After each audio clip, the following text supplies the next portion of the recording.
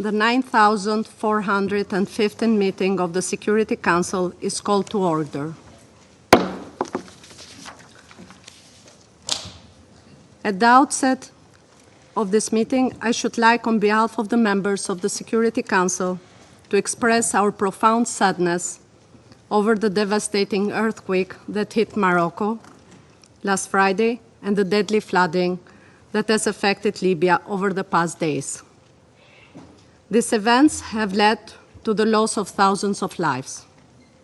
Our thoughts are with all those affected by these heartbreaking disasters. The Security Council expresses its heartfelt sympathy and condolences to the families of the victims, to the people and the governments of Libya and Morocco. I now invite the members of the Council to rise and observe a minute of silence in tribute to the memory of the victims of these tragic events.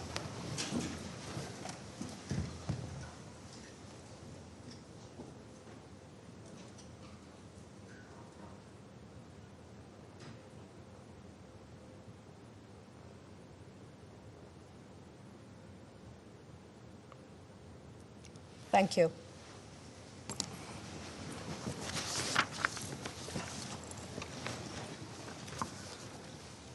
The provisional agenda for this meeting is threats to international peace and security.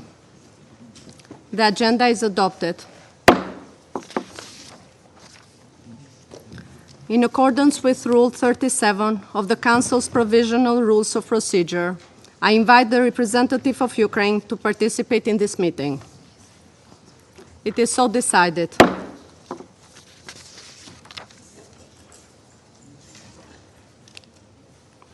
In accordance with Rule 39 of the Council's Provisional Rules of Procedure, I invite the following briefers to participate in this meeting. Ms. Itsumi Nakamitsu, High Representative for Disarmament Affairs, and Mr. George Samueli, journalist. It is so decided.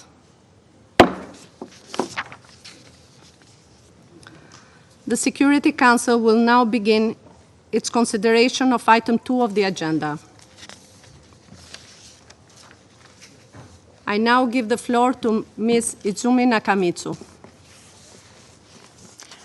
Thank you very much, Madam President.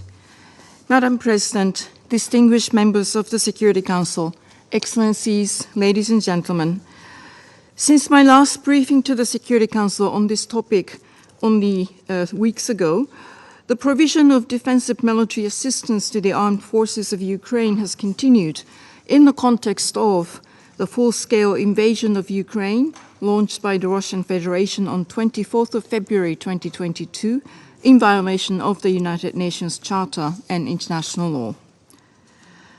Much of the information on transfers of weapon systems and ammunition flows from governments is available through open sources. These transfers have reportedly included heavy conventional weapons such as battle tanks, armored combat vehicles, combat aircraft, helicopters, large caliber artillery systems, missile systems, and uncrewed combat aerial vehicles, as well as remotely operated munitions, small arms and light weapons, and their ammunition. Over the last months, reported transfers of arms and ammunition to the Ukrainian Defense Forces have expanded. There have also been reports of states transferring or planning to transfer weapons, such as uncrewed aerial vehicles and ammunition to the Russian armed forces, including for possible use in Ukraine. Needless to say, any transfer of weapons must take place within the applicable international legal and policy frameworks, including relevant Security Council resolutions. Any potential or suspected violations of relevant Security Council resolutions imposing sanctions or restrictive measures, if verified, are very concerning. Reports related to the transfer and use of cluster munitions throughout the war are also very concerning. The Secretary General has repeatedly called for an immediate end to the use of cluster munitions. In line with his long-standing position, these weapons must be consigned to history. Most recently, in his policy brief on New Agenda for Peace, the Secretary General has encouraged member states to commit to reducing the human cost of weapons, including by achieving universal participation in treaties banning inhumane and indiscriminate weapons, such as the Convention on Cluster Munitions. We also take note of reports related to the transfer of depleted uranium tank ammunition to the Ukrainian forces. The supply of weapons and ammunition into any armed conflict situations raises significant concerns about the potential escalation of violence and presents significant risks of diversion and proliferation even after the conflict has ended. Measures to address the risk of diversion of weapons and ammunition to unauthorized end users and for unauthorized uses are essential for preventing further instability and insecurity in Ukraine, the region, and beyond. Such measures include enforcement of marking practices, comprehensive pre-transfer diversion risk assessments, end-user certificates, including non-transfer clauses, effective legal and enforcement measures, and post-shipment verifications. To prevent the diversion of weapons, supply chains transparency and cooperation and information exchange between importing, transit, and exporting states is required, as well as concrete measures such as marking and tracing, effective accounting, and comprehensive record-keeping practices, physical safeguarding of arms and ammunition, customs and border control measures, and diversion monitoring and analysis. As I mentioned many times before, transparency in arms transfers is a crucial confidence-building measure, which can serve to reduce tensions and ambiguities between member states. The UN Register of Conventional Arms, UNROCA, remains a key instrument in this regard. In its 30 years of operation, 178 member states have submitted a report to UNROCA at least once. I call upon member states to participate in this mechanism. UNROCA captures around 90% of our global arms flows and can help in tracking the influx of weapons in conflict zones. Moreover, the Arms Trade Treaty, the Firearms Protocol, the Program of Action on Small Arms and Light Weapons, and its International Tracing Instrument are some of the arms control instruments established by states to prevent the diversion of conventional arms and regulate international arms trade. I welcome the conclusion of work of the Open-Ended Working Group, or EWG, on conventional ammunition and applaud the successful adoption of its final report containing the new global framework for through-life conventional ammunition management. The framework is a much-needed instrument to more effectively counter the diversion of conventional ammunition of all types, which continue to fuel instability, insecurity, and conflict across the world. I reiterate my call to all states to join relevant treaties and agreements and to fully implement their legal obligations under conventional arms control instruments to which they are party, as well as their political commitments to minimize the risk of diversion of arms and ammunition. Madam President, beyond addressing arms transfers, all parties to armed conflict have a duty to protect civilians in armed conflict and to ensure compliance with applicable international law, including international humanitarian law.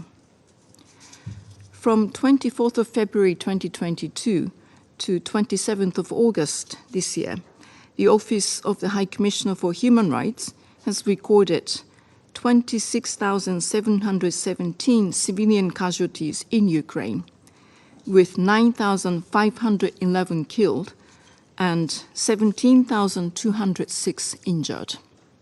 The actual figures are likely to be considered considerably higher. The vast majority of civilian casualties are a result of the use of explosive weapons with wide area effects, including by shelling from artillery, tanks, and multiple launch rocket systems, cruise and ballistic missiles, and by airstrikes. The continued use of large numbers of armed, uncrewed aerial vehicles against civilians and civilian infrastructure is concerning. Armed, uncrewed aerial vehicles must not be used in a manner inconsistent with international humanitarian law. The Secretary General has unequivocally urged all sides to avoid the use of explosive weapons in populated areas, as such use is highly likely to result in indiscriminate harm, including in Ukraine. I take this opportunity to invite all member states to implement the political declaration on strengthening the protection of civilians from the humanitarian consequences arising from the use of explosive weapons in populated areas, adopted in November 2022 in a broad and meaningful manner. The continued and intensified attacks against civilians and civilian infrastructure and services in Ukraine, including energy infrastructure, health and educational facilities, ports, roads, bridges, and grain facilities, remain very much alarming. Under international humanitarian law, parties to an armed conflict are prohibited from targeting civilians and civilian objects, including civilian infrastructure, and have the responsibility to take all feasible precautions in the conduct of military operations to avoid or at least minimize incidental loss of civilian life, injury to civilians, and damage to civilian objects. The United Nations strongly condemns attacks against civilians and civilian infrastructure and urges for their immediate cessation. Mines and explosive remnants of war have resulted in widespread land contamination, rendering land unusable for agriculture, while impeding the movements of people. I reiterate my call to all the relevant parties to abide by their obligations under the Convention on Certain Conventional Weapons, and not to transfer or use any mines prohibited by its amended Protocol 2. Madam President, distinguished members of the Security Council, the past 18 months have seen death, loss, unbearable suffering, and devastation in Ukraine. The world cannot afford for this senseless war to continue. I appeal to all member states to make every effort for peace. As the Secretary General has repeatedly emphasized, the United Nations is committed to support all meaningful efforts to bring a just and sustainable peace to Ukraine, guided by the United Nations Charter, international law, and relevant General Assembly resolutions. I thank you very much for your attention. I thank Ms. Nakamitsu for her briefing. I now give the floor to Ms. George Samueli. Thank you, Madam President, and thank you for giving me the opportunity to address this distinguished body. This is a war that could easily have been avoided. On December the 17th, 2021, Russia published 2 draft proposals outlining a new security architecture for Europe, one for the United States and one for NATO. The proposed framework recalled the Helsinki Final Act of 1975, in which the mutually antagonistic parties of the Cold War agreed to recognize one another's security concerns and pledged not to enhance their own security at the expense of their purported adversaries. At the heart of Russia's proposal was a commitment by NATO to no further expansion, and in particular to no NATO membership for Ukraine. There was nothing at all unreasonable about these demands, nothing there that could not have been addressed with a little deft diplomacy. There are many countries in the world, including even in Europe, that do not join military alliances. Russia was not demanding a military alliance with Ukraine, merely requesting that its neighbor, with whom it shared a centuries-long history, not join a hostile military alliance. Neither the US nor NATO deigned to respond to Russia's proposals. Let's recall that in its 1990 Declaration of State Sovereignty, Ukraine avowed, quote, its intention of becoming a permanently neutral state that does not participate in military blocs. Let's also recall that though NATO at its 2008 Bucharest summit had promised membership for Ukraine and Georgia, there was no desire on the part of the people of Ukraine to join NATO. A May 2009 Gallup poll showed that Ukrainians were more than twice as likely to see NATO as a threat than as a source of protection. A September 2009 Pew Research Center survey found that 51% of Ukrainians opposed NATO membership, with only 28% in favor. In February 2010, Viktor Yanukovych ran for the presidency of Ukraine on a platform pledging not to join NATO or any military alliance. Following his election victory, Yanukovych submitted a bill to Ukraine's parliament barring Ukraine's membership in any military bloc. In other words, Ukraine, through the democratic process, had declared itself a militarily non-aligned state. This all changed following the illegal and violent overthrow of the elected government of Yanukovych on February the 22nd, 2014. The coup was actively supported by the United States and the European Union. This is no conspiracy theory. Just recall the leaked phone call between Assistant Secretary of State Victoria Nuland and US Ambassador to Ukraine, Jeffrey Pyatt.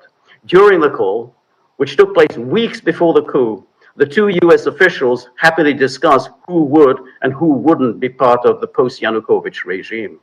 How did the NATO powers react to the coup? Well, the very same countries that today vent their fury at those who ousted the legally elected government of Niger exulted in the toppling of the legally elected government of Ukraine. Within 2 days, EU Foreign Policy Chief Catherine Ashton was in Kiev to discuss EU support for a, quote, lasting solution to the political crisis and measures to stabilize the economic situation. A couple of days later, it was the turn of Deputy US Secretary of State William Burns, who came, according to the State Department, to consult on US support for Ukraine's efforts to secure a stable, democratic, inclusive, prosperous future. US Treasury Secretary Jack Lew encouraged the new leaders to begin discussions with the IMF on an assistance package. UK Chancellor of the Exchequer George Osborne immediately offered cash. We are ready to help. Just as soon as there is someone at the other end of the phone, we would be there with a checkbook to help the people of Ukraine rebuild their country. The European Commission announced that it was ready to conclude a trade deal with Ukraine and offer aid once a new government was formed. In reality, no one was waiting for any elections. On March the 21st, 1 month after the coup, and before any elections had been held, the illegally constituted regime in Kiev and the European Union signed an EU association agreement, the very agreement that Yanukovych, in accordance with his legally defined powers, had decided to delay signing.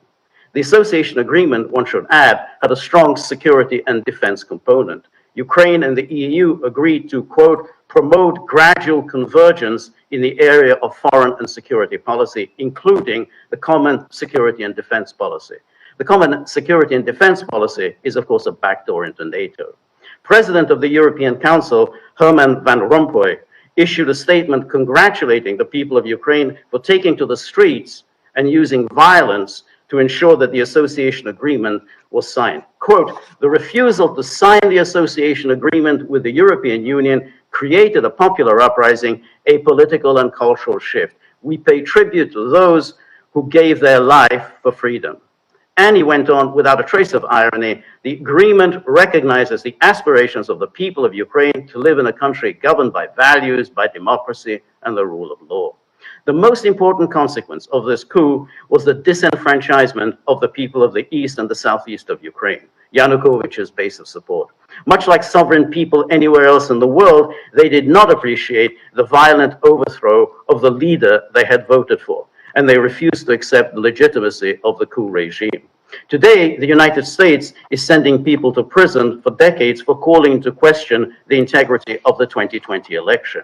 And yet the people of the Donbass were supposed to sit quietly and accept an illegal seizure of power, one that was at least in part orchestrated from abroad. Let's also not forget that as its first order of business, the coup regime, in order to demonstrate its respect for diversity and European values, scrapped a minority language law passed by Ukraine's parliament in 2012 that had granted regional language status, meaning that it could be used in courts, schools, and government institutions to Russian and other minority languages in any region where a minority exceeded 10% of the population. This was obviously a matter of some concern to the Russian-speaking residents of the Donbass. Not surprisingly, the disenfranchised rebelled against Ukraine's new rulers, who responded to this act of defiance with overwhelming force. NATO responded by going all in to support the rulers in Kiev as they waged a war against their own people. Just listen to the words of NATO Secretary General Jens Stoltenberg. NATO allies have supported Ukraine since 2014, he has admitted. We didn't wake up in February 2022. The Ukrainian armed forces are much better equipped, much better trained, much larger, much better commanded in 2022 than in 2014. Not least because of the support, the training, the equipment they have received for many years from the NATO allied countries. Note his words. NATO was pouring in weaponry and providing training to Ukraine's armed forces from 2014 on. What was supposed to be happening during those years? Of course, the implementation of the Minsk Accords.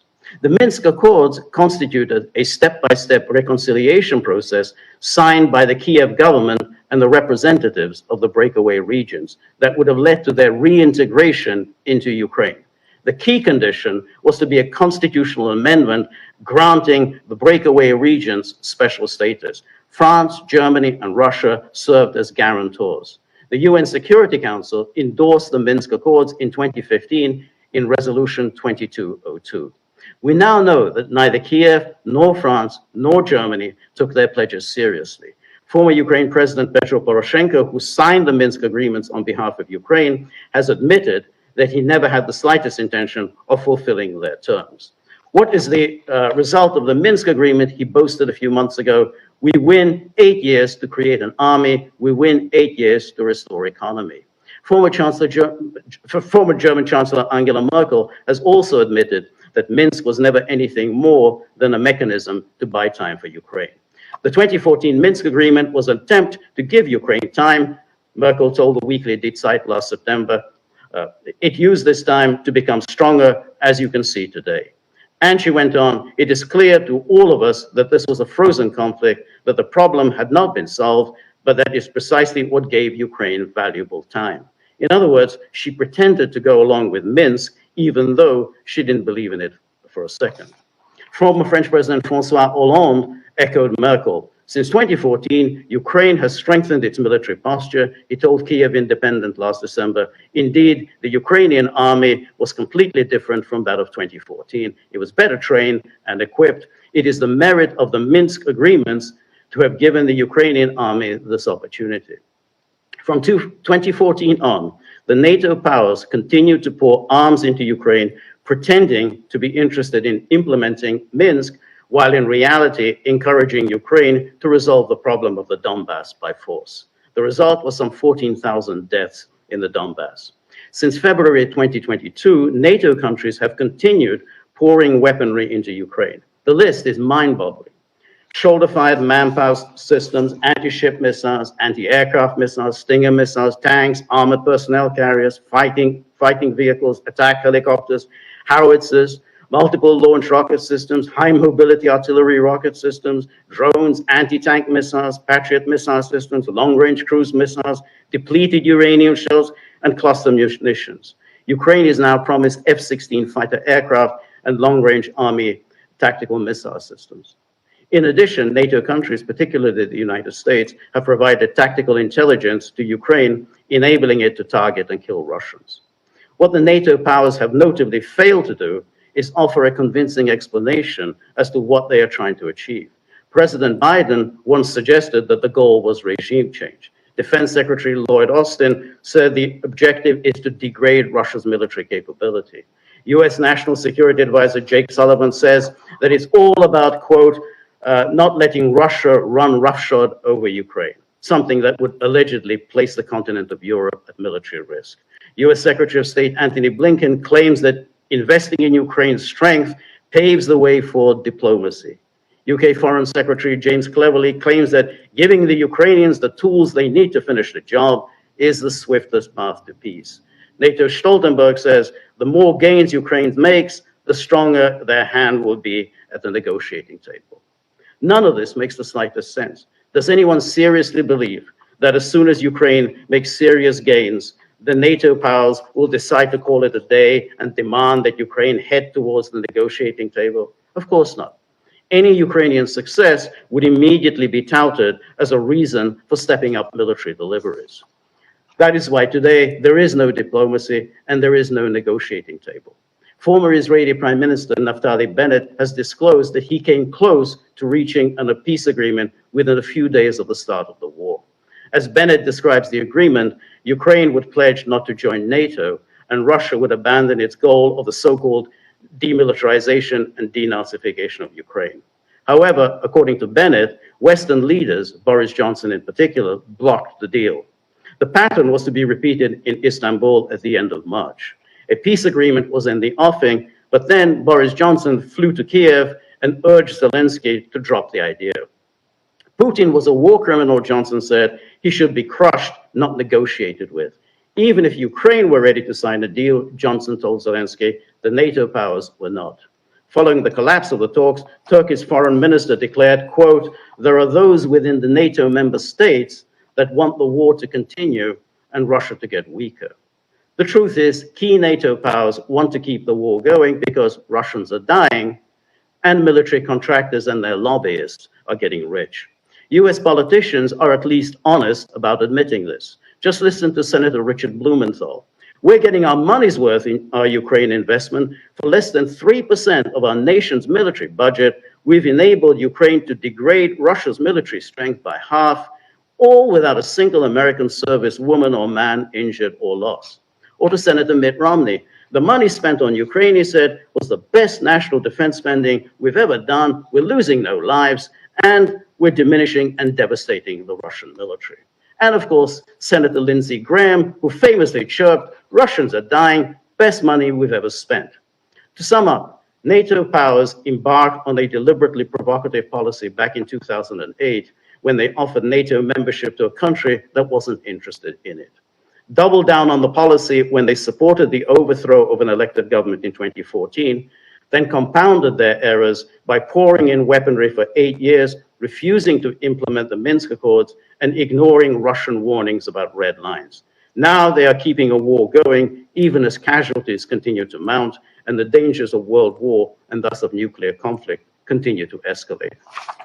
Thank you very much for your time and attention. I thank Ms. Samueli for his briefing. I now give the floor to those council members who wish to make statements. I give the floor to the representative of Russian Federation. Madam President, we convened today's meeting, first and foremost, once again to discuss the factor of the horrendous supply by Western sponsors to its subordinates in Kiev of different forms of weapons and the prospects for the Ukrainian crisis. And its real origin has just been explained very professionally by our rapporteur, George Samouli.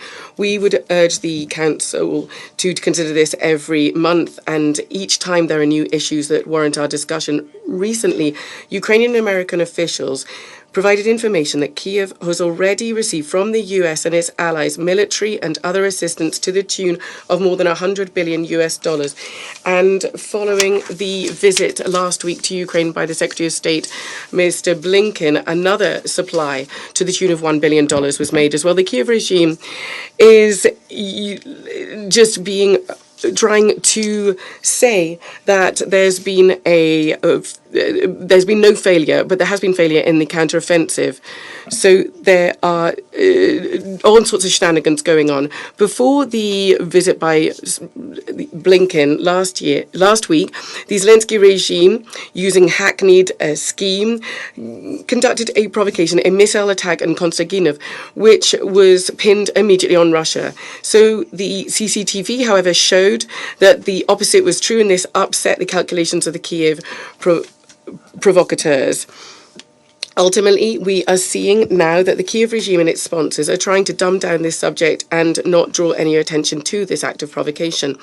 That is how they worked after the blatant provocation and the shelling of the train station in Kramatorsk in April 2022, when the publications of witness statements of this crime in social media showed that it was the Ukrainian army that was at fault. In light of the failure on the front that is impossible to hide, the regime leaders are getting nervous. Recently in The Economist, Zelensky said that he was worried that support for Ukraine amongst Western electorates was decreasing. And he said it's impossible to predict how the millions of Ukrainian refugees in European countries will react to the fact that their country is being abandoned. And also the Foreign Minister Kuleba stooped to rudeness in responding to Foreign Minister of Germany Baerbock when she said that her country had not yet made a decision about supplying long-range Taurus missiles. He said, you will supply us with Taurus missiles. It's just a question of time. I don't understand why you're now wasting your time. We have all become accustomed to the fact that Germany and Ukraine is treated with contempt and Chancellor Scholz is disdained. This type of rudeness, however, in intergovernmental context is still rare. Once again, the Bodoliak also said there is money that can be made here, and that is what he said. We will not. We do not want to accept this. In fact, the UN is just an absent organization, and I would say it's a PR campaign and a lobbying campaign just who are carrying out certain activities. The emotions that he is promoting, the UN is promoting, the IAEA, the ICRC, the Amnesty International, whatever international organization. These are all fictitious organizations that are really putting nonsense in our minds. If they didn't exist, I would have thought, solved many problems. And this is him quoting this. So you, Madam Nakamitsu, and your Director General, in his opinion, really are pointless. So we can see this bankruptcy that the Kiev regime is engaging in. We can see why the Kiev regime is very worried. The Ukrainians have received unprecedented assistance, but it's not backed this up with actions. The so-called counter-offensive is now a complete fiasco. We see the equipment, including the so-called wonderful Bradley, the German Leopard tanks, and also the UK Challengers. I'd like to say, incidentally, I'd like to just say something quietly to our UK colleagues. They need to update their Defence Ministry site. They say that no Challenger has been destroyed, but in Ukraine, at least 2 have been destroyed and 12 are still trundling around, but they await the same fate, believe me. The same is true for the Abrams and the F-16. Many leading experts are fully warning that plumping the Kiev regime with new weapons, given the current logistic and equipment problems, is absolutely pointless. And the Western military men cannot fail to notice that. So the top priority, obviously, is not to achieve a military defeat of Russia, which by definition is not possible, but rather to harm it as much as possible and to pollute and harm the territories that have joined our country as much as possible.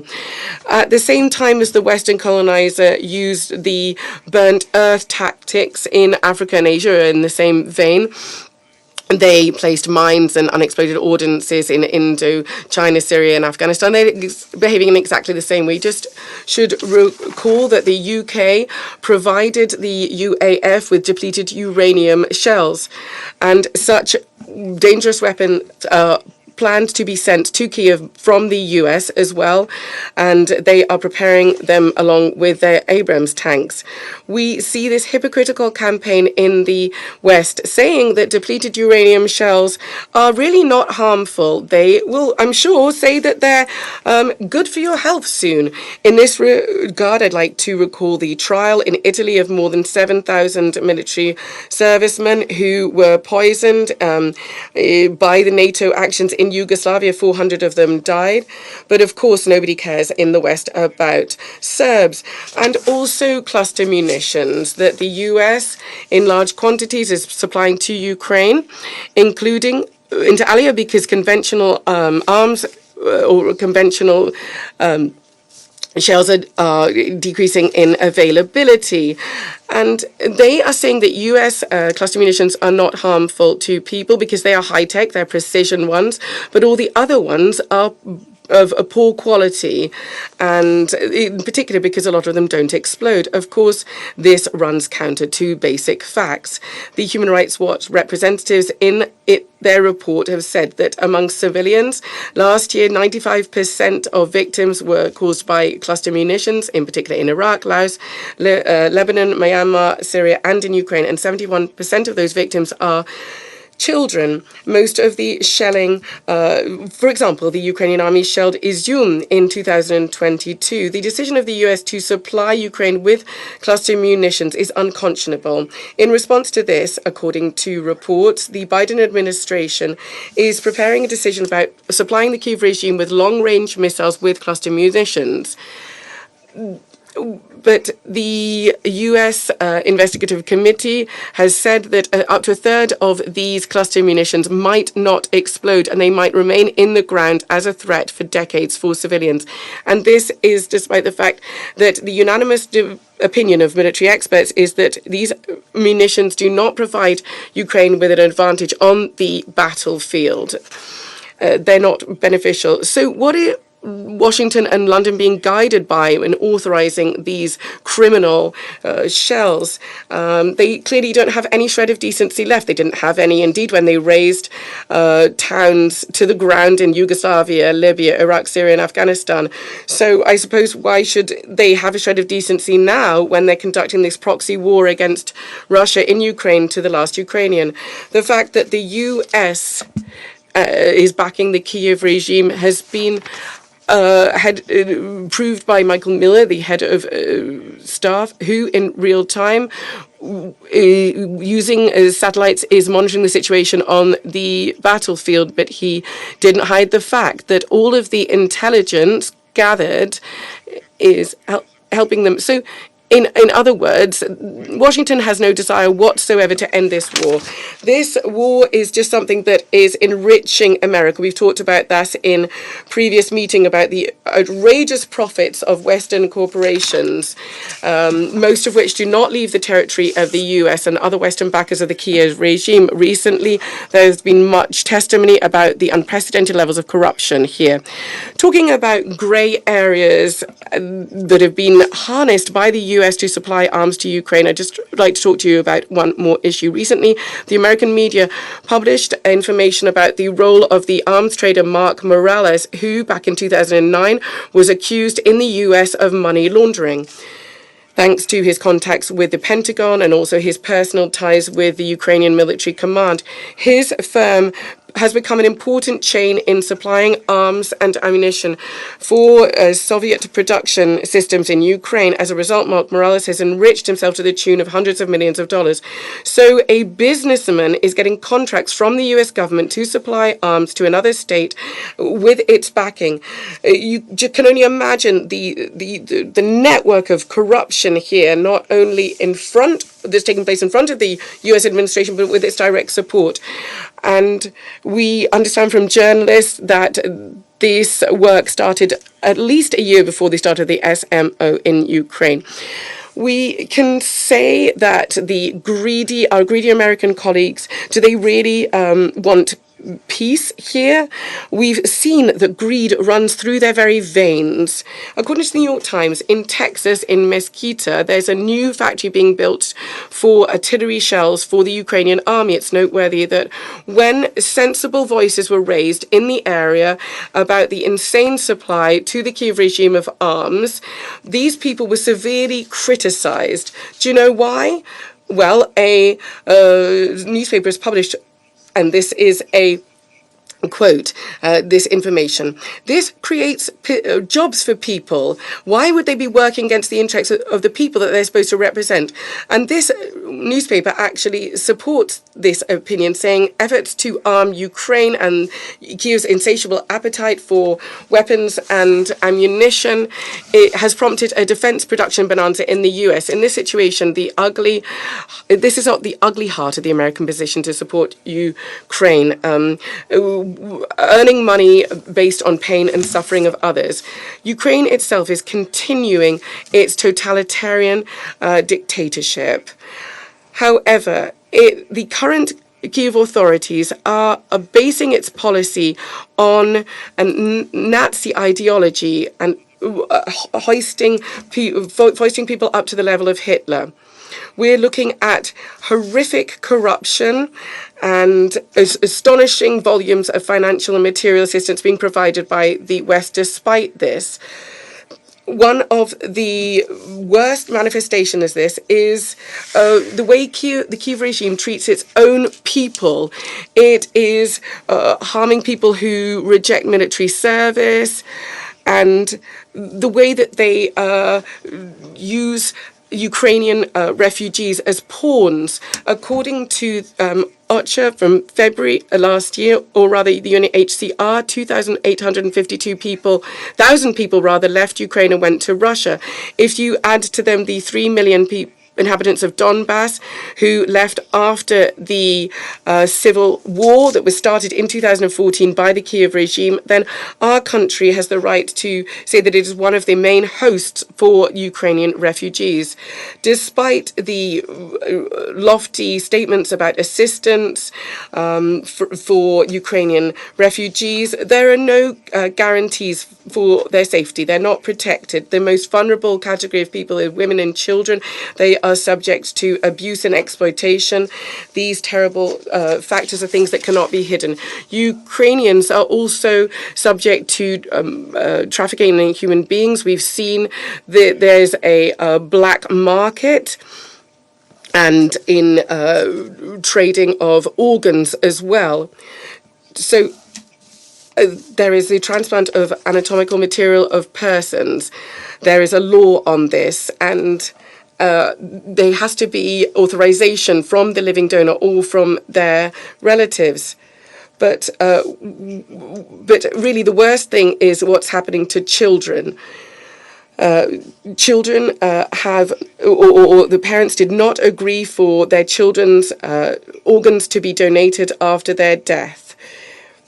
For example, there was a hospital, a military hospital, and this was occurring there. And private clinics are engaged in this as well. There is another law on organ trafficking as well. This is actively being used by criminals to trade in organs on the dark net, but not just that. In 2023, on the Ukrainian-Slovak border, a person who was apparently working for an NGO was arrested, but he was engaged in trafficking Ukrainian children abroad, including through organ transfers. But he was arrested, but then he was released, and now he has gone without a trace. It is clear that the Ukrainian government is covering up this bloody business. Is this something that our Western partners are going to be worried about? I highly doubt it. We should talk about the crimes committed by the Kosovan fighters with the connivance of the Albanian backers and the connivance of the occupying NATO troops during the aggression after during the war in Yugoslavia. For example, there is documented evidence that from 1998 to 2000, the Kosovo Liberation Army captured 300 Serbs, Gypsies, and unloyal Albanians. They used their organs to traffic to Europe, and the so-called donors were detained. they were detained, and then their organs were extracted and they were sent through the Rennes airport. All of these heinous crimes were described in a book by the ICTY, Carla Del Ponte, a prosecutor called Chase, and myself and military and war criminals, rather, and also the Parliamentary Assembly of the Council of Europe, Dick Marty's report dated the 7th of January 2011. Confidential material was prepared on the 30th of October 2003 by UNMIC as well. There was a delegation that went there from the ITCY and UNMIC to Burel in Albania to collect evidence. But unfortunately, in 2005, the Prosecutor's Office of the ICTY destroyed all of the evidence that they collected during that trip. In Albania in 2008, Serbia made a proposal, or on the proposal of Serbia, there was a proposal of Serbia, by the way, to conduct a joint investigation into all of this. But unfortunately, no bodies were found, and so without a body, there's no crime. At the same time, we all know that after 2000, the Kosovan organ transplants continued their criminal business in cooperation with organized crime groups based at the Medics Clinic in Pristina. And the victims of these crimes were people from Eastern Europe and Central Asia. So all of this was something that the NATO countries didn't pay any attention to. And so it is Ukrainian women and girls who are really facing the most risk, given everything that I've said. So I would urge international organizations and others to pay particular attention to protecting them. Thank you very much. I thank the representative of Russian Federation for their statement. I give the floor to the representative of United States. Thank you, Madam President. And thank you, High Representative Nakamitsu, for your latest briefing on this issue today. Your leadership and the continuing efforts of the UN Office for Disarmament Affairs and the global effort to counter weapons diversion remain essential. Madam President, this is the 5th meeting Russia has requested on this subject in 6 months. This latest request is yet a further signal, as though we needed it, of the depth of Russia's cynicism and willingness to waste the Security Council's time, attention, and resources. Russian officials seem to continue to think they can distract us from the Kremlin's actions undermining international peace and security, including through Russia's irresponsible nuclear rhetoric, through its ongoing efforts to unlawfully procure arms from the DPRK in violation of this very Council's resolutions, through procuring armed drones from Iran used to attack Ukrainian civilian infrastructure, and through endangering cargo vessels in the Black Sea. But Russia should disabuse itself of the illusion that we will be distracted from the darker reality we face. We won't be.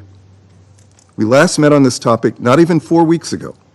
Since then, Russia's daily rocket and drone attacks continue to hit Ukraine's civilian infrastructure and kill innocent people. Just recently, on September 6, a Russian missile tore through the Ukrainian city of Konstantinivka, killing 17 people. Russia's illegal invasion of Ukraine is the true and undeniable cause aggravating the crisis and undermining efforts to find a peaceful solution. After the United States exposed the November 2022 transfer of infantry rockets and missiles from the DPRK to Russia's Wagner Group, we have warned that Russia is actively seeking to acquire additional munitions, including through leader-level discussions from the DPRK.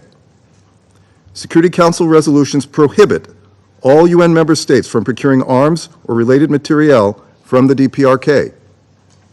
By continuing this relationship, Russia would receive significant quantities and multiple types of munitions for the Russian military to use against Ukraine. These potential deals could also include the provision of raw materials that would assist Russia's defense industrial base. In tandem, any revenue the DPRK receives from such transfers could be channeled by Pyongyang to further develop its unlawful weapons of mass destruction and ballistic missile programs. We will continue to identify, expose, and counter Russia's attempts to acquire military equipment from the DPRK or any other state that is prepared to support Russia's war against Ukraine. We urge the DPRK to cease its efforts to transfer arms to Russia. We also urge all member states to remind Russia of its Security Council obligations, remind Russia that any transfer of arms between the two countries would violate UN arms embargo on the DPRK that Russia itself has voted to adopt.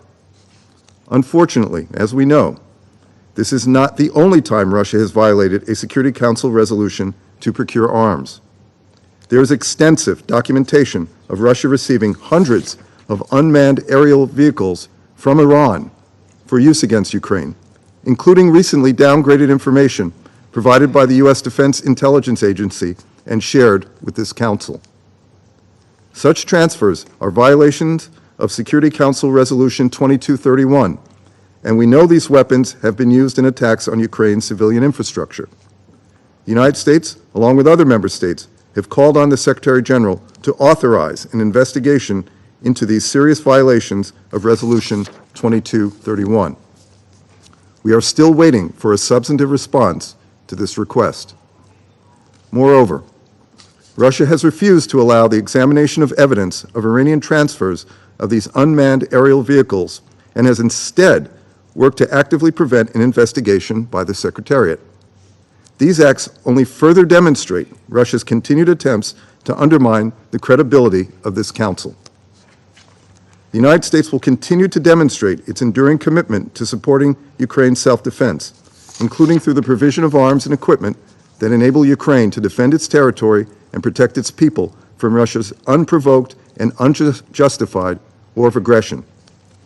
And let me be clear, this support for Ukraine is being carried out responsibly by helping Ukraine and neighboring states account for and safeguard arms and ammunition during transfer, in storage, and when deployed, strengthening border management and security in Ukraine and neighboring states, and building the capacity of relevant government agencies to deter, detect, and interdict illicit trafficking of certain weapons.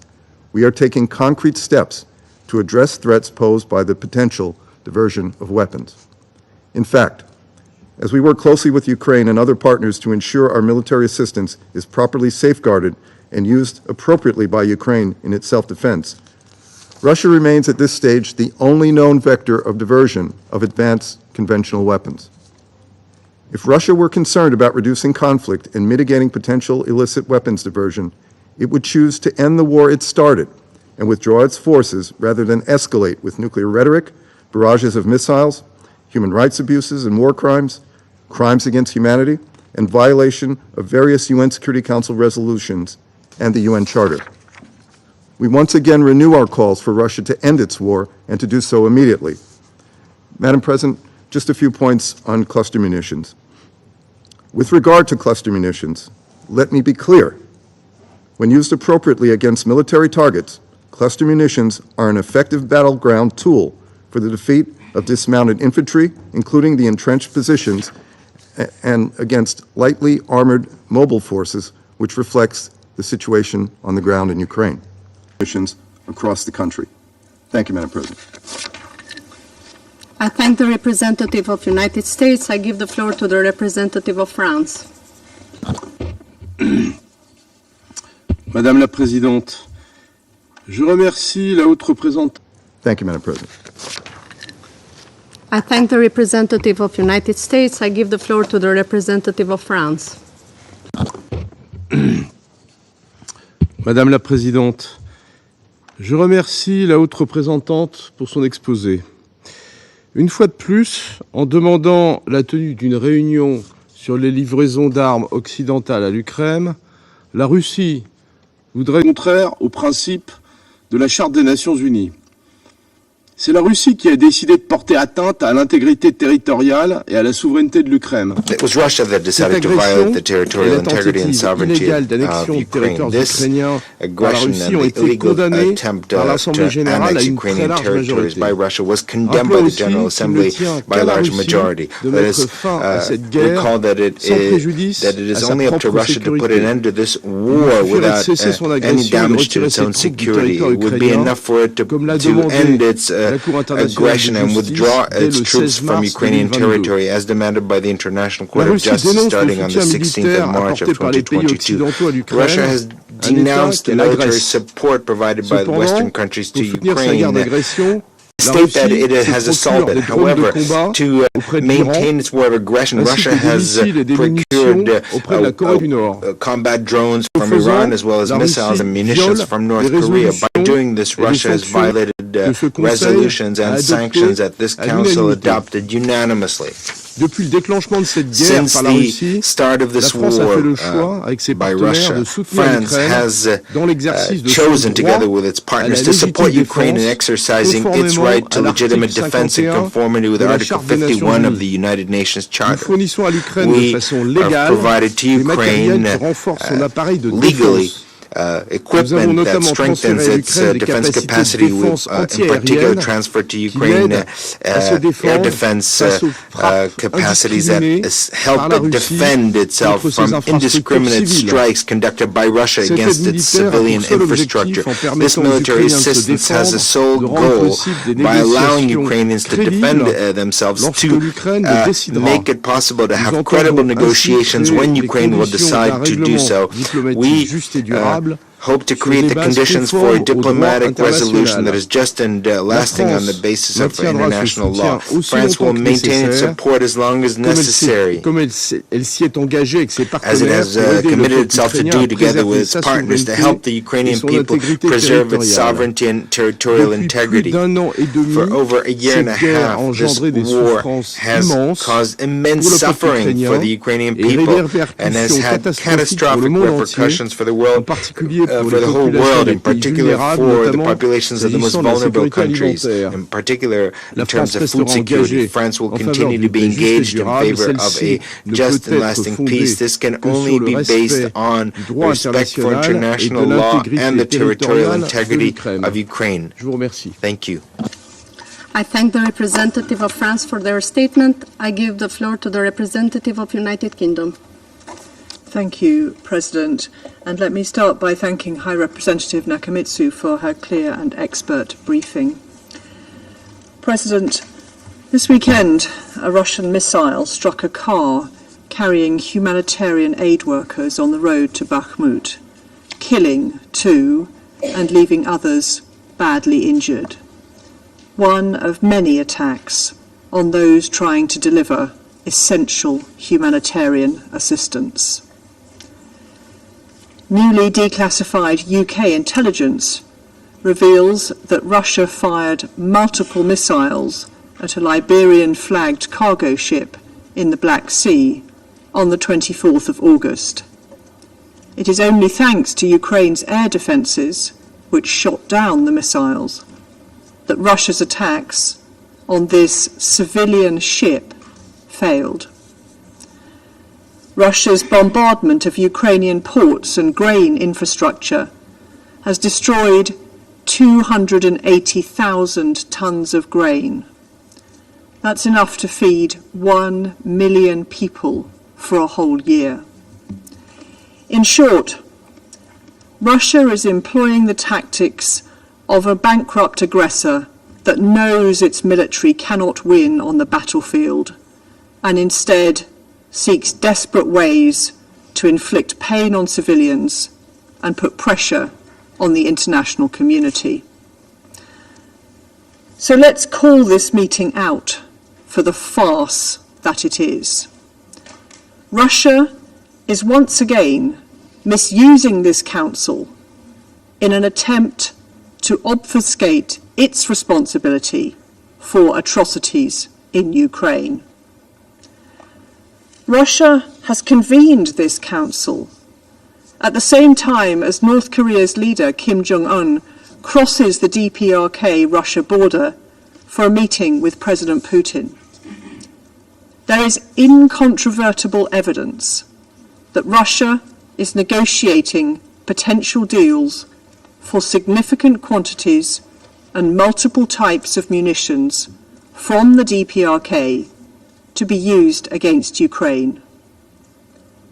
This epitomizes the bare-faced hypocrisy that has come to characterize Russia's conduct on the international stage. And in pursuit of these weapons, Russia will violate Security Council resolutions, including resolutions that Russia itself voted for. President, Ukraine and the whole international community wants a just and sustainable peace in line with the UN Charter, as G20 leaders reiterated over the weekend. But the only peace that is just, lasting, and compatible with the UN Charter is one that sees the full withdrawal of all Russian forces. Until then, we will continue to ensure that Ukraine has the support it needs to exercise its right to self-defense in line with international law and the UN Charter. We are proud to support Ukraine. Thank you, Madam President. I thank the representative of the United Kingdom for their statement. I give the floor to the representative of Gabon. Merci Madame la Présidente. Thank Je you, remercie la sous-secrétaire générale Madam Izumi President. I want to thank Nakamitsu Secretary General pour son Izumi exposé Nakamitsu édifiant for her et j'ai écouté avec edifying attention briefing, l'exposé de and I Monsieur listened very Samueli. carefully to the statement Madame la of Monsieur Présidente, Samueli. La Madam préoccupation qui President, nous réunit ce matin se the fait récurrente dans l'agenda du Conseil de issue sécurité. that brings us together today is a Les recurrent one livraisons on the d'armes agenda of continuent de the prendre de Security l'ampleur Council. et de nouvelles Arms alliances delivery militaires sont continue to annoncées, increase and new military amplifiant and alliances ainsi have been les risques announced, d'escalade de which violence amplifies dans une the guerre risk of an qui a déjà escalation fait of de violence milliers in de a war victimes that has civiles already innocentes caused et un thousands nombre of innocent incalculable de civilian destructions victims and an d'infrastructures civiles incalculable essentielles. amount of destruction of Nous sommes critical civilian profondément infrastructure. préoccupés par We l'intensification des are hostilités, deeply alors que de nombreuses voix à concerned travers by le monde the increase in appellent à la désescalade, hostilities. à la cessation des combats Numerous et à voices around the world privilégier have called for le dialogue en de-escalation vue and d'une cessation of solution combat and durable au conflit. to put stock, to Il va focus de on a soi constructive dialogue que to find a peaceful plus solution and d'armes lasting aux one to the belligérants conflict. It équivaut à plus de goes morts et without de saying that destruction more weapons et sans doute lead to plus more de death risques and de more prolifération destruction and et without a doubt a d'insécurité greater risk à of moyen terme dans proliferation and l'ensemble de la insecurity in région the et medium au-delà. term for the whole region Madame and la Présidente, beyond.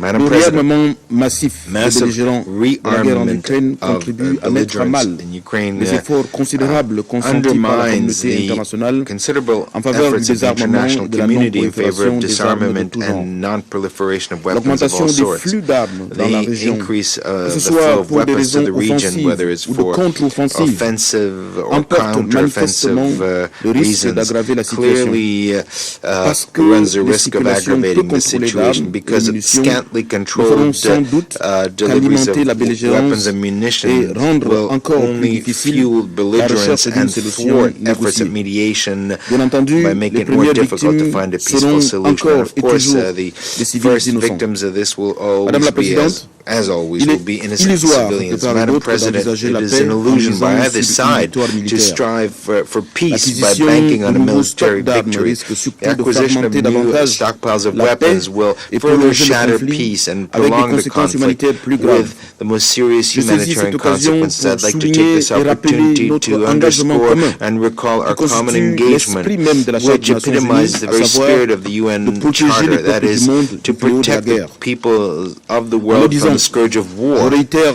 By l'opposition de mon stating this, pays I à la guerre. reiterate the opposition of my Nous demeurons country to war. convaincus que le We moyen continue le to plus be efficace convinced that the most de limiter la effective way circulation to des armes limit the est de mettre circulation of fin weapons is à to la put guerre. an end to the war. Faire durer ce conflit, To c'est continue condamner this la région conflict à is to une condemn the insécurité de longue region durée.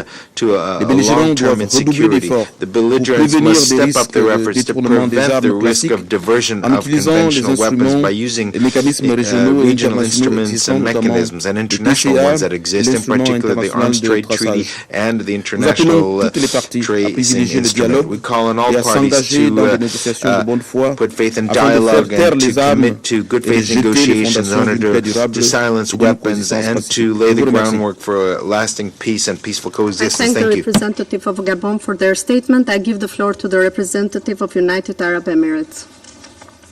Madam President, I thank the High Representative Nakamitsu for her informative briefing, and I welcome Ukraine's participation in today's meeting. All member states of the United Nations have the right of self-defense and to manage their national security and defense system in line with the UN Charter. It is also vital that risks associated with the transfer, storage, and deployment of weapons are carefully managed. As we have seen in other contexts, the threats of weapons ending up in the hands of terrorist groups and other malign actors, which may target civilians and negatively impact security and stability, is significant. Preventing the diversion of weapons to such groups is of particular consequence. Given the interconnected nature of such challenges, it is critical that the competent national authorities protect against the risk of weapons diversion and that international actors cooperate as appropriate to bolster these efforts. This Council has recognized the need to address such risks in different situations around the world, including in December with the adoption of Presidential Statements 2022/7 condemning the flow of weapons, military equipment, unmanned aerial systems, and improvised explosive device components to terrorist groups. Last year, seated the Counterterrorism Center of UNOCT and UNIDIR released the technical guidelines to facilitate the implementation of Security Council Resolution 2370 of 2017 and related international standards and good practices on preventing terrorists from acquiring weapons. The technical guidelines provide practical tools that can support the development and implementation of national policies and facilitate international coordination. We encourage all member states to consult it as appropriate. Madam President, the most effective way to mitigate the risks associated with weapons transferred during wartime is to end the war. We therefore repeat our call for de-escalation and dialogue. The diplomatic path towards peace remains fraught, but is the only path that offers hope in bringing about a just and sustainable end to this devastating conflict, in line with the UN Charter. The UAE stands ready to support all genuine efforts to that end, and I thank you, Madam President. I thank the representative of United Arab Emirates for their statement. I give the floor to the representative of Ecuador.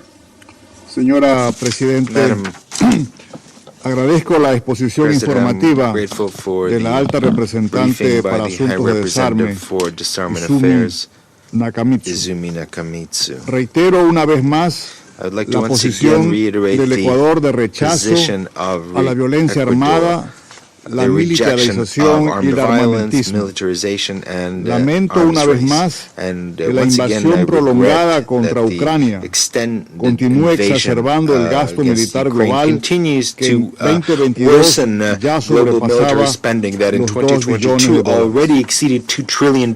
Sobre nuestra preocupación por los Now, problemas para la paz, We la are extremely seguridad y la concerned by estabilidad issues of peace, que security, supone la and corriente stability. entrada de armas y And municiones a this gran escala obviously is en cualquier situación de conflicto. connected to the Reiteramos supply nuestro of weapons and llamado a munitions que se to any observen large-scale e conflict. incrementen los So we estándares would like to based on that, we'd like to reiterate our registro appeal y that trazabilidad de armas that standards y of municiones. marking, registering, and traceability for arms and Cualquier munitions are transferencia debe maintained acompañarse de and medidas further made destinadas a evitar el stricter. desvío Any la transfer propagación of y weapons should escalada be del accompanied by conflicto. measures aimed at avoiding Estos esfuerzos diversion, además son claves en la continuation, or recuperación escalation of conflict. post-conflicto. Furthermore, these Asimismo, efforts todo suministro should de armas also o focus municiones on debe estar post-conflict recovery. sujeto a las Any garantías de delivery of respeto de los weapons or munitions principios should also be subject de to distinción, guarantees of proporcionalidad the y respect for the precaución principles of al distinction, momento del proportionality, empleo. and precaution Por esa when these razón, weapons are used. no For podemos this reason, apoyar we ni la cannot transferencia ni support el uso neither the transfer de or the municiones use de of racimo. cluster munitions. Señora Presidente, Madam President, una potencia de ocupación, an occupying como lo es en power, este caso la as Federación de Rusia, in this case is the no Russian puede Federation, pretender que el cannot país expect invadido that an no invaded defienda a su country población, does not defend no its defienda su population territorio. or defend its territory. Lo contrario significa una The múltiple contrary negación would mean de la a Carta complete de las Naciones Unidas. refutation of the United Primero, Nations Charter. del artículo The first 2.4, paragraph of Article que cito, 2.4 los miembros of the de la Charter, and I quote, organización en sus members of relaciones this organization internacionales in their se international abstendrán de recurrir a la relations will amenaza o al refrain uso de la from fuerza resorting to the threat or contra la the use of integridad force territorial against o la the territorial independencia integrity política or the de political cualquier Estado, independence of any o en state, cualquier forma or incompatible con in los any propósitos form that is de las incompatible Naciones with Unidas. the purposes of the Segundo, United Nations. del The artículo second 51, por el cual paragraph of ninguna Article disposición de la 51, Carta by which menoscaba el derecho no provision of the inmanente Charter de legítima defensa, undermines the individual o colectiva, inherent right of en caso de legitimate ataque armado contra un miembro self-defense, individual de or las Naciones collective, Unidas. in case of an armed Tercero, attack against a member of the porque en United San Nations. Francisco Thirdly, los pueblos de las in Naciones San Unidas Francisco, the peoples of resolvimos the United preservar a las Nations generaciones venideras resolved to del preserve flagelo future de la guerra generations y from con the tal scourge fin of war. practicar la And for this tolerancia purpose, y convivir en to paz practice como tolerance buenos and vecinos. coexist in peace as good neighbors. Hoy se sigue infligiendo ese Today, flagelo a las this generaciones actuales scourge continues ucranianas to be y inflicted rusas, on current con generations of incalculables Ukrainians and consecuencias Russians, globales. with incalculable Por global esa razón, le ramifications. For this insistimos reason, we a la Federación de insist Rusia to the que Russian detenga Federation that definitivamente it once and su for all agresión put militar a stop to its neocolonial military para neocolonial silenciar las aggression, armas y dar to paso a una silence solución weapons, pacífica and enmarcadas en el to respeto a los pave the way for a principios peaceful de la Carta de las solution Naciones Unidas. based on the Muchas respect gracias. for the principles of the United Nations Charter. Thank you. I thank the representative of Ecuador for their statement. I give the floor to the representative of Malta. Thank you, President. I thank High Representative Nakamitsu for her informative briefing and have taken note of Mrs. Hamoudi's statement. It is regrettable that the Russian Federation has once again called for a meeting to discuss the transfer of weapons from the West to Ukraine. This meeting, which is turning into a recurring one, is solely intended to push Russia's narrative to depict the aggressor as the victim and the victim as the aggressor. It is nothing more than a blatant attempt by the Russian Federation to justify the unjustifiable. It goes without saying that this alternative version of events conveniently leaves out the fact that on 24th February 2022, the Russian Federation chose to violate the fundamental principles of international law that binds us all and proceeded to launch an unprovoked war of aggression against a sovereign neighbor. These actions are even more serious and worrying when we consider Russia's role and responsibility as a permanent member of this Council that is entrusted with the maintenance of international peace and security. President, our response also remains unchanged. We once again strongly condemn Russia's senseless and illegitimate war against Ukraine. We reiterate our full support for Ukraine's sovereignty and territorial integrity within its internationally recognized borders. Equally, we underline Ukraine's right to self-defense as enshrined in Article 51 of the UN Charter. Russia's continued escalation through the use of missile and drone attacks all over Ukraine has killed and wounded more than 410 civilians over the past 2 weeks alone, and damaged civilian infrastructure. The recent missile attack perpetrated by Russia on a market area in Konstantinivka in the Donetsk region is the latest shocking development in a long string of atrocities since the unprovoked war of aggression. This is unacceptable. According to the High Commissioner for Human Rights, since February 2022, there have been at least 6,717 civilian casualties in Ukraine. These are mostly a result of the use of explosive weapons with wide area effects, including shelling from artillery, tanks, multiple launch rocket systems, cruise and ballistic missiles, and air strikes. Malta echoes the Secretary General's call to avoid the use of explosive weapons in populated areas. They cause indiscriminate harm and immense suffering. We stress once again that civilians and civilian infrastructure are not a target and urge Russia to cease these attacks. Attacks against civilians constitute war crimes. All efforts will be made for perpetrators to be held accountable. These reprehensible actions are the real obstacle to peace. Malta appeals once again for constructive dialogue and diplomacy to establish lasting peace, stability and security. In closing, President, we urge the Russian Federation to end its hostilities and withdraw its military forces and proxies from the entire internationally recognized territory of Ukraine. Thank you. Thank the representative of Malta for their statement. I give the floor to the representative of Japan. Thank you, Madam President. I thank USG Nakamitsu and other briefers for their briefings. It is noteworthy that we are convened by Russia on the same topic yet again in so short a span of time. Throughout this period, member states who are committed to upholding the principles of the UN Charter have continued to support Ukraine, exercising the right of self-defense to ensure its sovereignty and territorial integrity in accordance with the Charter and international law. At the same time, we observe a flagrant violation of the UN Charter by Russia, which perpetuates its aggressions without relenting. The intensified cooperation by some member states with Russia that enables this behavior should not be overlooked. We must not lose sight of the overall picture. It is also troubling that Russia's attempts to repeatedly convene the Security Council on Ukraine just for reciprocating are squandering the Council's valuable resources. Russia should use its rich diplomatic experience and influence to foster peace and stability rather than undermining it. The path forward is unequivocal. Russia should withdraw all its troops and military equipment from Ukraine and focus its diplomatic prowess on genuine constructive efforts that uphold international law and principles enshrined in the UN Charter. I thank you. Thank the representative of Japan for their statement. I give the floor to the representative of Ghana. I thank you, Madam President. At the outset, I wish to thank USG Nakamitsu for her informative briefing. I also thank the civil society briefer, Mr. Samueli, for sharing his views. Madam President, Ghana continues to be deeply concerned about the sustained aggression of the Russian Federation against Ukraine and its implication for international peace and security.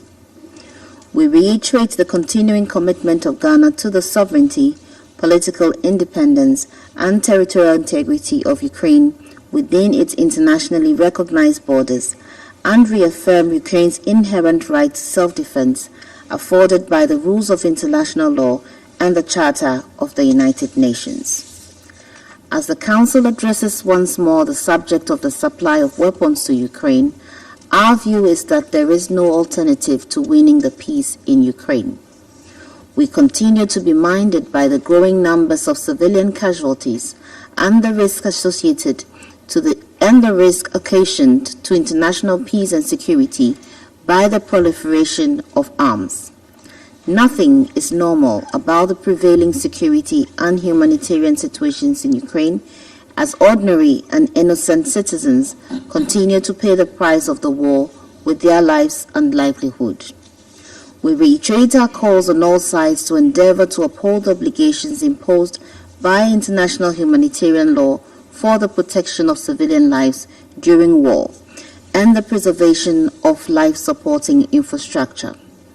We also re-emphasize the necessity for strict compliance by all concerned states with their obligations under the Arms Trade Treaty and other international agreements to safeguard against the diversion or illicit transfer of conventional weapons to unintended recipients.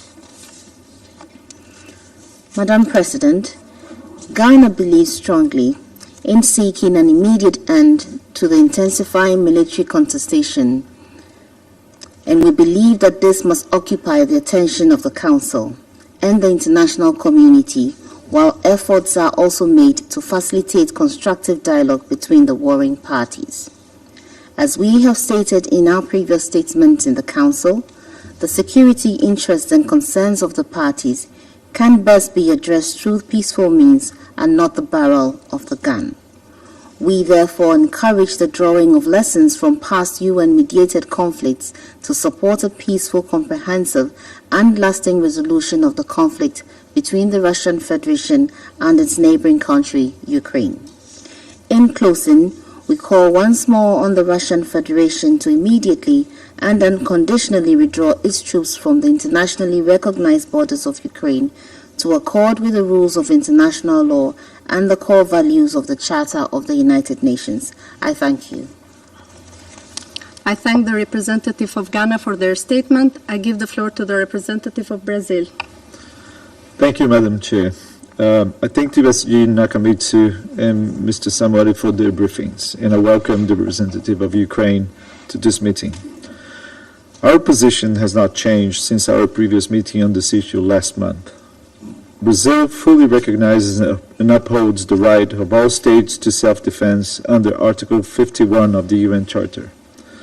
Without prejudice to such right, we believe that the increasing flow of weapons to any conflict will not help its solution and bring lasting peace.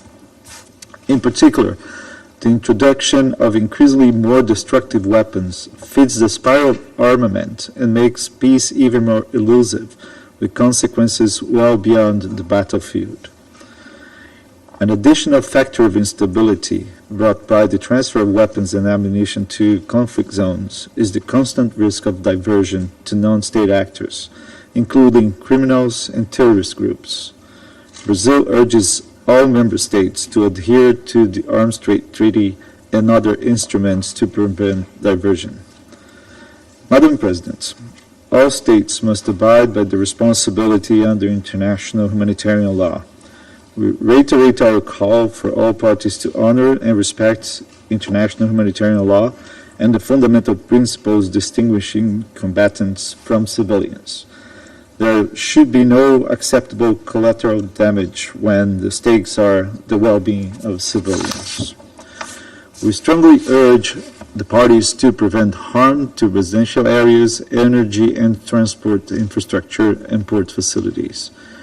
Nuclear civil installations are of particular concern and should be carefully protected against any harm. The only truly effective manner to protect civilians and vital infrastructure and economic activity is to end the war. Only a political solution that takes into account the purposes and principles of the UN Charter and the legitimate security concerns of all parties will bring lasting peace. Brazil renews once again its call for the de-escalation of hostilities and for the establishment of negotiations, either directly or through the other peaceful means described in Article 33 of the UN Charter, which have brought justice and lasting solutions to so many other conflicts. Thank you. I thank the representative of Brazil for their statement. I give the floor to the representative of Switzerland. Madame la Présidente, je remercie la haute représentante pour les affaires de désarmement, Madame Izumi Nakamitsu, pour son intervention, et j'ai également pris note des remarques de Monsieur Samuel. Alors que plus de 500 jours se sont écoulés depuis le début de l'agression militaire russe contre l'Ukraine, les souffrances et les dégâts infligés ne font que s'aggraver. La Suisse condamne fermement les attaques perpétrées par la Russie qui ciblent les civils et les infrastructures civiles en Ukraine, and civilian infrastructure ou qui in touchent ces Ukraine dernières d'une manière or disproportionnée. affect them Elles disproportionately. détruisent des vies They are et des destroying moyens de lives and subsistance. Elles livelihoods, obligent les gens à quitter leur forcing people to foyer leave their et génèrent homes des besoins and humanitaires generating immenses. growing L'accès humanitarian aux needs. services essentiels, y compris Access to l'éducation, essential est également services, affecté. including education, Seul is un also tiers des enfants affected. en Ukraine peut suivre un Only a enseignement third of children in complet en Ukraine can personne. receive a full education in person. En outre, les attaques In sur les addition, ports et les attacks infrastructures on céréalières ports and grain continuent. infrastructure continue. S'ajoutant à la décision de la Coupled with Russie de ne Russia's pas decision poursuivre not to l'initiative de pursue la the mer Black Noire, Sea ces initiative, attaques affectent la these sécurité attacks are alimentaire mondiale. affecting global food La security. contamination des terres The agricoles contamination par of les mines agricultural land by et autres mines engins and explosifs other ne fait explosive qu'exacerber les devices difficultés only rencontrées dans exacerbates the difficulties l'exportation des produits encountered provenant in d'Ukraine. exporting products from Ukraine. La Suisse réitère sa consternation Switzerland face aux reiterates effets de la its guerre dismay sur la at the population effects of the civile war en on the civilian Ukraine et population in au-delà. Ukraine and beyond. Il représente une They conséquence are a directe direct de l'agression consequence of militaire de Russia's la military Russie, aggression, au mépris flagrant de in la flagrant souveraineté et de disregard of l'intégrité Ukraine's territoriale de sovereignty and l'Ukraine territorial integrity, et en violation de la and Charte des in Nations violation Unies. of the UN Charter. Nous rejetons toute We tentative reject de any justifier attempt to cet acte justify this ou de act détourner la or to deflect responsabilité de ses responsibility for its conséquences. consequences. Nous réitérons notre We appel à la reiterate Russie our à call on entamer Russia immédiatement to une de-escalate the désescalade de la situation situation, immediately, à cesser cease toutes les all opérations de hostilities, combat and et à withdraw retirer its sans délai troops ses from troupes Ukrainian du territory territoire without ukrainien. delay. Nous rappelons également que also recall that l'Ukraine, comme tous Ukraine, les États, a le like droit de all se states, défendre, has the right to defend son its territorial intégrité integrity territoriale et d'assurer and sa ensure its sécurité. security. Le droit international International humanitaire doit être humanitarian law strictement respecté. must be Les strictly parties au conflit respected. ont The l'obligation parties de to the veiller conflict constamment are obliged to dans la ensure conduite des that opérations military militaires, operations à spare épargner la population et the les civilian infrastructures population civiles. Face à la and triste nouvelle infrastructure des at deux all volontaires times. humanitaires tués In view of the et de sad deux news autres that two blessés dans la humanitarian région de volunteers Donetsk were ce killed and week-end, two others wounded in je the rappelle Donetsk qu'ils sont region eux this aussi weekend, protégés par le I droit would like to international remind humanitaire. you of the fact that they Cet too are incident protected by s'ajoute à plus d'une IHL. centaine d'autres qui ont This déjà incident entravé is les one of opérations more than d'aide en 100 that have already 2023. hampered aid Les actions operations humanitaires in sont particulièrement 2023. difficiles à mettre en œuvre Humanitarian dans les action is territoires sous particularly contrôle difficult militaire de la Russie. in territories under Il est Russian fort military inquiétant control. que l'Est de It is l'Ukraine deeply soit devenu worrying de that plus en eastern plus dangereux Ukraine pour les has travailleurs become humanitaires. increasingly dangerous for humanitarian La Suisse workers. réaffirme sa solidarité avec les Switzerland Ukrainiennes reaffirms its et solidarity les with Ukrainiens. Ukraine. En By redoublant redoubling nos our efforts humanitarian and humanitaires et de peace-building consolidation efforts, de la paix, we are placing their nous needs plaçons leurs besoins and et demands leurs at the exigences au centre. centre. We Nous promote an promouvons un inclusive and processus de participatory reconstruction inclusif reconstruction et participatif. process. Et nous soutenons la And we justice pour support toutes les justice victimes for all ainsi que la lutte victims contre and the l'impunité. fight